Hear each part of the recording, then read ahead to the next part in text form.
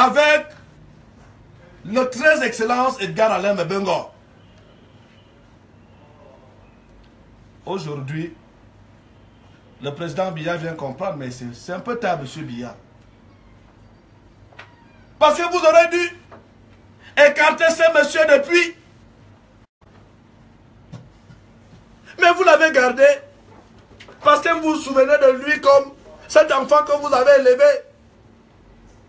Mais les plus grands révolutionnaires partent toujours de la famille, monsieur le président. Parce qu'un enfant à qui on donne tout, à un moment ne rêve que du fauteuil du père. Et c'est ce qui voulait déjà se passer, ou qui peut se passer. Parce que maintenant donc, à la dernière minute, vous mettez cet enfant dehors. Vous ne connaissez pas quelle peut être la réaction de Edgar Alain Mbengue maintenant qu'il est dehors. Ça veut dire que si j'étais chef de l'État, M. Biya, vous avez mis Mbengue hors du gouvernement vendredi, lundi après la passation, il devait être quelque part. Au moins en sécurité. Là où vous pouvez le contrôler.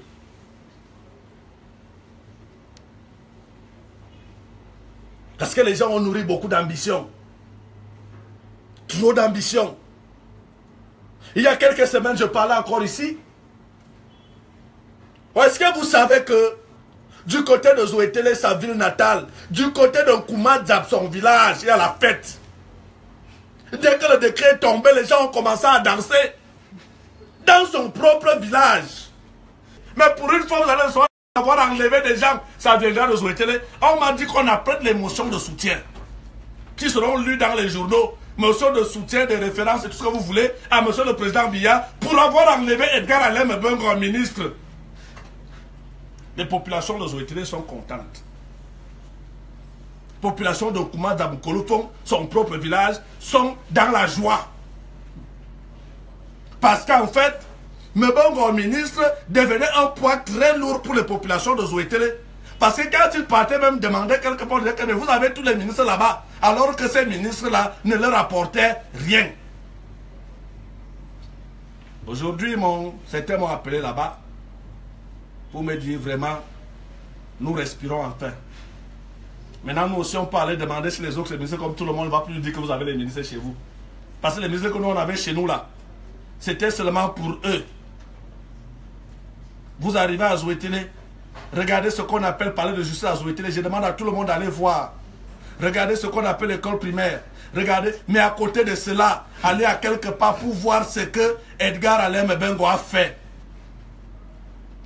Il a poussé très loin. Pendant qu'on fait les efforts de guerre, où on demandait aux Camerounais de cotiser, lui, ministre de la Défense, construisait les hôtels. Avec le génie militaire. Et pendant qu'on dit qu'il n'y a pas d'argent pour faire la guerre, lui prend l'argent où? Il s'en est donc allé. Mais il faut faire très attention. Parce que quand Dieu a chassé Lucifer du paradis, c'est là où Lucifer est devenu très dangereux. Quand il était encore là-bas, Dieu le contrôlait.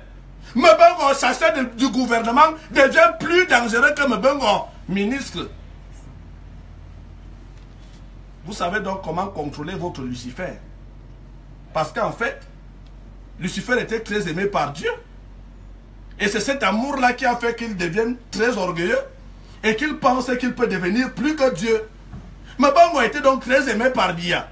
Cet amour dont Biya avait pour Mbengue a fait que Mbengue a cru qu'il pouvait être Biya ou au-delà de Biya. Maintenant qu'il est chassé du paradis, et tant pis pour les gens de la terre. C'est comme ça. Tant pis pour nous qui sommes sous terre, sur la terre. Parce que Paul Biya est resté au paradis avec l'autre ministre. Il nous envoie Mbengue. Nous sommes finis. S'il ne trouve pas un moyen, comment faire pour l'encadrer, pour le maîtriser, pour le contrôler, là où lui-même l'a relevé du paradis là? Il faut prier. Hein? Prions pour que ça aille vite. Et que seul le président ait la maîtrise de ce monsieur. Je ne sais pas là où il va partir. Hein. Parce que même ses voisins à Oda ont dansé. C'est-à-dire que vous êtes ministre, vous êtes dans un quartier. On vous enlève, les voisins dansent. Il ne peut pas aller en colfon. Parce qu'en colfon, les gens ont fait la fête toute la nuit de vendredi jusqu'à hier. En Mazab, c'était encore la fête. Ah oui.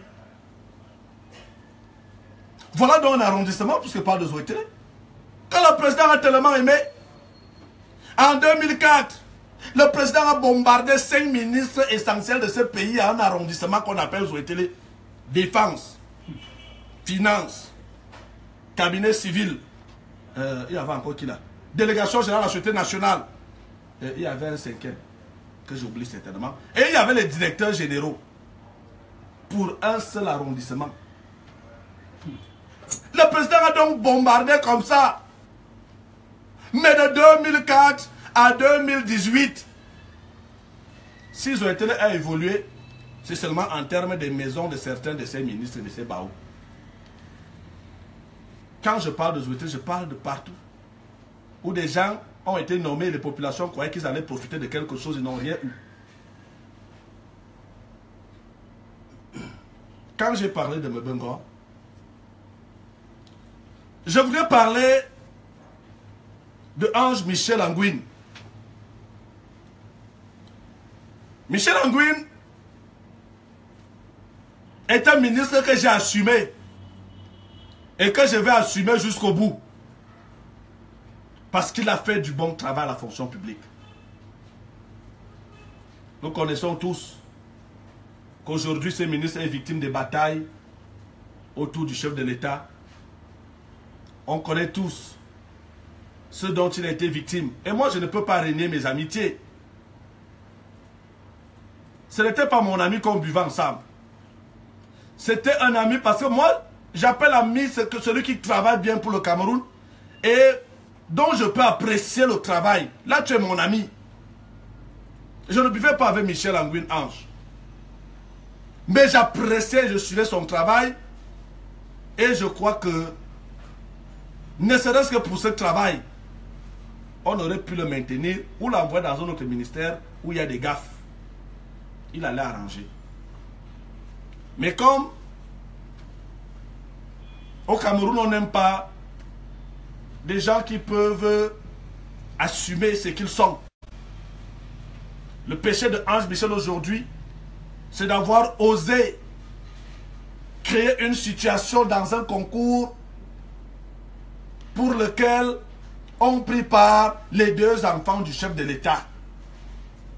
Il faut que vous compreniez bien, hein, tous les Camerounais. Parce que si Ange Michel Angouin avait fait ça et qu'il n'y avait pas eu Brenda Junior, ça n'allait déranger personne. Mais il a créé une situation dans un concours pour lequel Brenda et Junior Biya ont pris part. Et vous connaissez ce qui s'est passé. Aujourd'hui, tout ça, maintenant, peut penser qu'il est très puissant. Mais les Camerounais comprennent et savent exactement ce qui s'est passé. Il ne s'agit guère de la puissance d'un DG qui a réussi à renverser un ministre, non. Il s'agit ici d'un ministre qui a voulu faire le travail tel que ça se doit, même malgré le fait que dans ce concours, les enfants du chef de l'État soient parmi les compétiteurs. Les nouvelles que nous avons dans de l'ENAM font état de ce que depuis que les cours ont commencé, les 2 là ne partent pas à l'école. Que fait donc le DG? Tu as 2 étudiants qui ne viennent pas à l'école. En fait, c'est des rumeurs, on ne sait pas si c'est vérifié.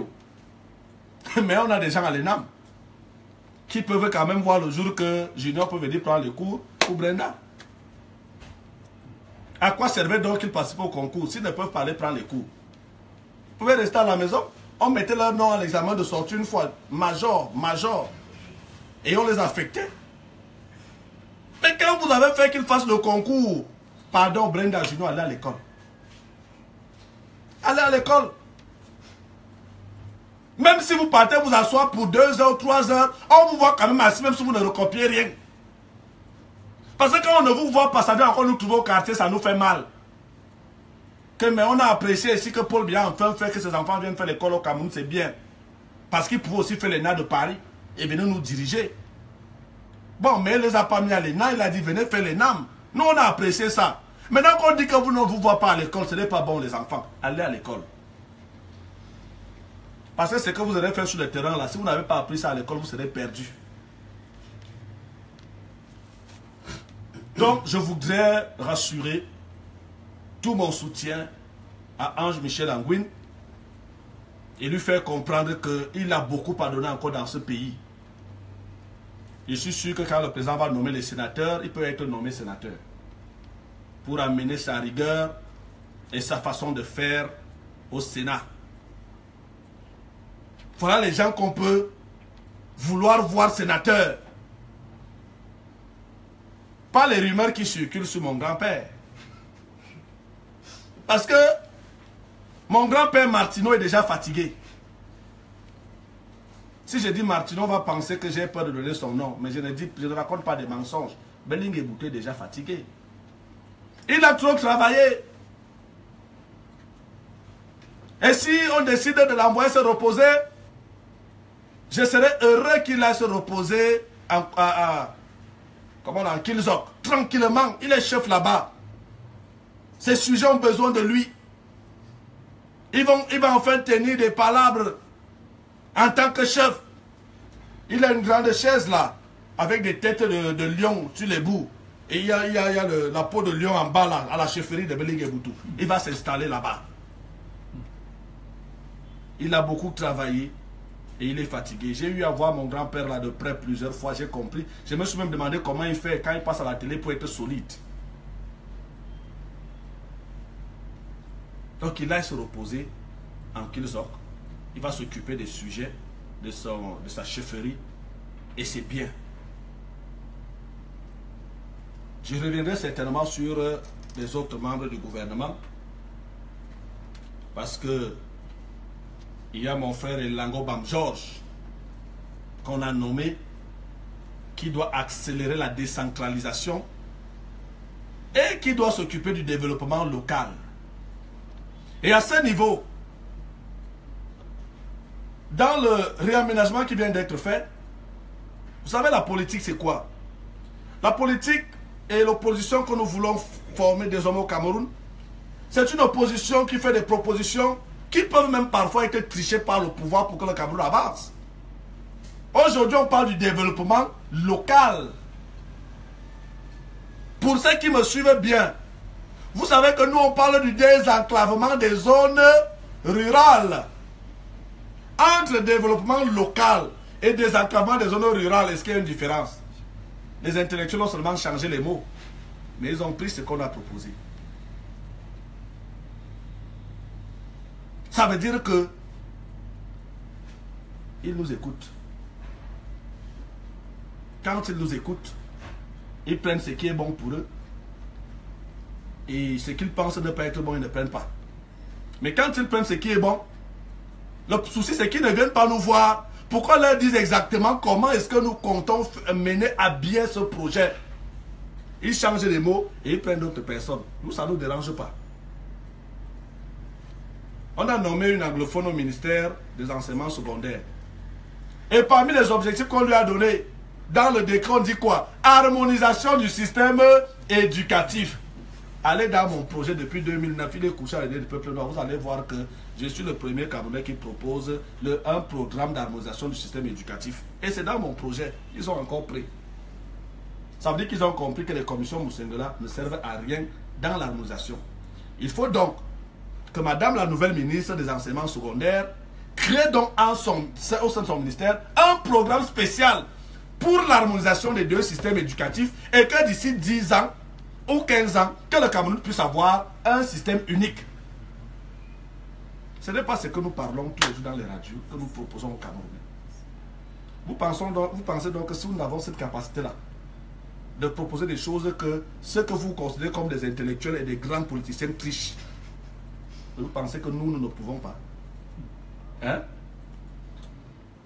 Nous ne pouvons pas. Nous pouvons. Faites-nous seulement confiance. Essayez-nous.